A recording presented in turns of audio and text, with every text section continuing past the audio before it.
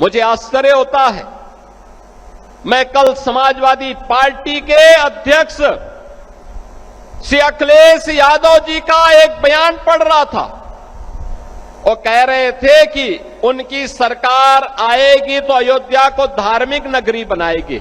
अरे आप क्या धार्मिक नगरी बनाएंगे? आपने तो अपना इतिहास देखिए, राम भक्तों पर गोली आप ही के लोगों ने चलाई थी, आप ही की सरकार ने चलाई थी, समाजवादी पार्टी की सरकार ने।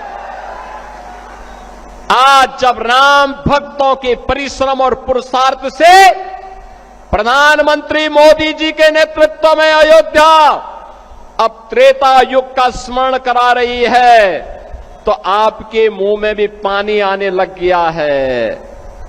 अरे भूल जाओ, आपने तो थानों में और जेलों में कृष्ण जन्माष्टमी के आयोजन को भी रोक दिया था, कांवड़ यात्रा पे प्रतिबंध लगा दिया था।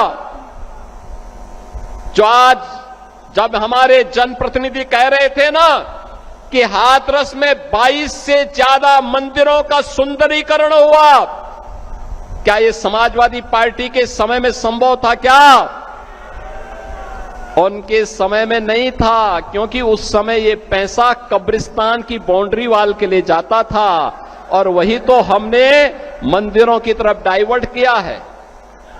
वही पैसा हमने इधर भेजा है कि कब्रिस्तान की आवश्यकता नहीं, मंदिर आस्था के केंद्र हैं। अखिलेश जी, अयोध्या को तो राम भक्तों ने सजा और संवार दिया है, आप उसकी चिंता मत करिए, पश्चाताप करिए, एक बार रामलला का दर्शन कर लीजिए, कम से कम इसी से और सद्बुद्धि आएगी।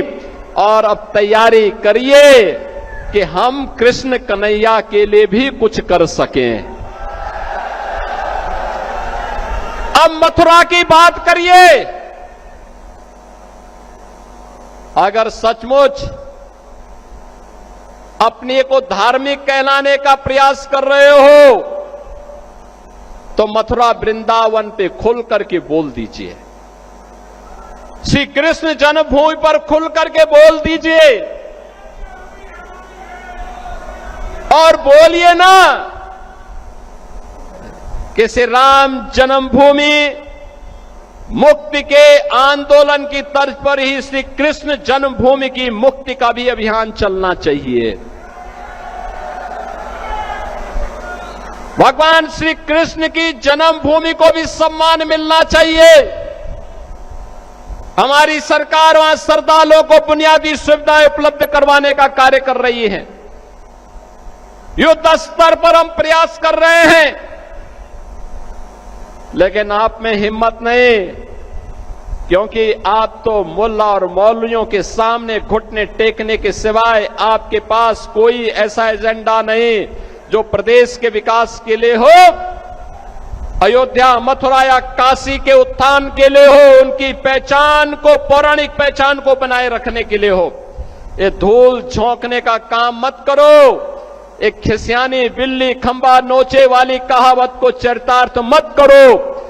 अयोध्या अपनी पहचान के लिए आप पर मोहताज नहीं है, अयोध्या की अपनी पहचान है और अयोध्या ने अपनी पहचान को दुनिया के अंदर फिर से बनाया हुआ है।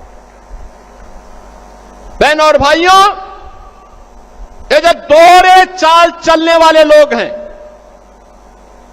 ये वही लोग हैं जो जनता जनार्दन को धोखा देते हैं। याद करिए, लोकसभा चुनाव के समय एक कांग्रेस और समाजवादी पार्टी आई थी, संविधान की दुआई दे रही थी।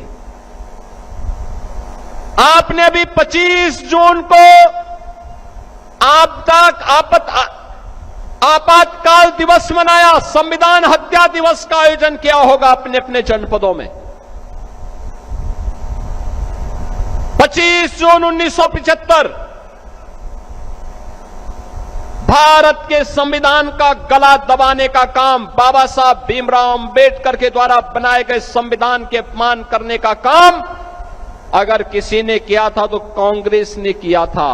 और कांग्रेस के उस पाप में आज समाजवादी पार्टी जबरदस्ती उनके साथ मिलकर के उस पाप में भागीदार बन रही है। ये जो कांग्रेस ने पाप किया था, उस समय देश के सभी विपक्षी दलों को कांग्रेस की सरकारों ने बंद कर दिया था। चाहे वह जयप्रकाश नारायण जी रहे हो, चाहे वह राजनारायण जी रहे हो, सरदेव अटल बिहारी वाजपेयी जी, सरदेव लाल कृष्ण आडवाणी जी, डॉक्टर मुरली मनोहर जोशी जी, जितने वरिष्ठ नेता थे उनमें मुलायम सिंह यादव जी भी थे, श्री लालू प्रसाद यादव जी भी थे, कल्याण सिंह जी भी थे। ये सभी नेताओं को उठा करके बंद कर दिया गया था, जेल के अंदर बंद हो गए थे, तत्कालीन सरकार ने बंद कर दिया था। कहीं ये लोग संविधान के खिलाफ कांग्रेस के द्वारा किए गए इस कृत्य का के खिलाफ सड़कों पर जनता जनार्दन के साथ उतर न जाए, इसलिए इनको बंद कर दिया गया। 1 लाख से अधिक गिरफ्तारियां किए थे कांग्रेस के लोग। और जिस मुलायम सिंह यादव को, समाजवादी पार्टी के नेता को तत्कालीन कांग्रेस सरकार ने अपमानित किया था, जेल के अंदर बंद किया था, उसी समाजवादी पार्टी आज कांग्रेस का शागिर्द बन करके उनके सामने घुटने टेक करके मुलायम सिंह की विरासत को भी अपमानित करने का काम कर रही है।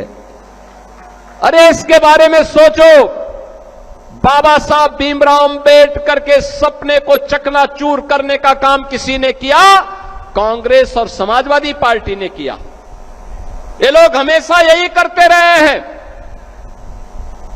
इन्होंने वही कार्य किया जो सामाजिक न्याय के प्रतिकूल हो। अंबेडकर जी के नाम पर बने हुए मेडिकल कॉलेज का नाम बदल दिया, सामाजिक न्याय के पुरोधाओं का अपमान करना ये लोग अपना जन्मसिद्ध अधिकार समझते हैं। समाजवादी पार्टी में विकास का मतलब केवल एक गांव सिपाही में विकास माना जाता था, और डबल इंजन के भारतीय जनता पार्टी की सरकार में विकास का मतलब उत्तर प्रदेश की 25 करोड़ जनता का विकास, उसमें हाथरस भी है, कासगंज भी है, एटा भी है, अलीगढ़ भी है, मथुरा भी है, फिरोजाबाद भी है, मैनपुरी भी है, आगरा भी है, इटावा भी है। हमारे लिए 75 जनपदों की सभी 350 तहसील और 25 करोड़ की आबादी का विकास ही हमारे लिए उत्तर प्रदेश का विकास है। Subscribe to One India and never miss an update. Download the One India app now.